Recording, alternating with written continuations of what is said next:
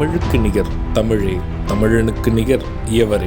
2 அடியில் நம்மால் எதுவும் செய்ய இயலாது என்று எண்ணும் மனிதனிடத்தில் 2 அடி குரலில் எதையும் நம்மால் செய்ய முடியும் என நம்பிக்கையை ஊக்குவித்தது திருக்குறள். வணக்கம் ஐயா. வணக்கம். இன்னைக்கான குறள் என்னங்க ஐயா? இன்னைக்கான குறள் அதிகாரம் 119 பசப்புறு பருவரல். குறள் எண் 1184.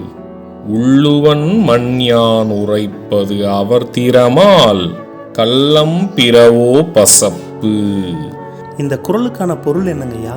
இதற்கான பொருள், நான் நினைப்பதும் பேசுவதும் அவர் நல்லியல்புகளை பற்றியேதான்.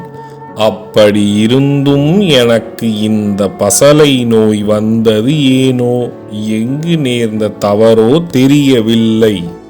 இதுக்கு ஒரு சின்ன உதாரணம் சொல்றீங்களா?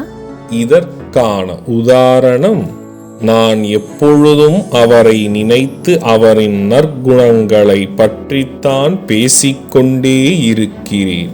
இருந்தாலும் எனக்கு அவரை பிரிந்தது போல் துயரமான தருணமாகவே இருக்கின்றது. அது ஏன் என தெரியவில்லை. நான் சொன்ன குறளும் அதோட விளக்கமும் உங்களுக்கு பயனுள்ளதா இருந்ததா? ரொம்பவே பயனுள்ளதா இருந்தது. சரி பசங்களா, நாளைக்கும் இதே மாதிரி சுவாரஸ்யமான குறளை பார்ப்போம். நாளைக்கும் இதே மாதிரி இன்னொரு குறள் பத்தி தெரிஞ்சுக்க ஆர்வமாவும் இருக்கும்.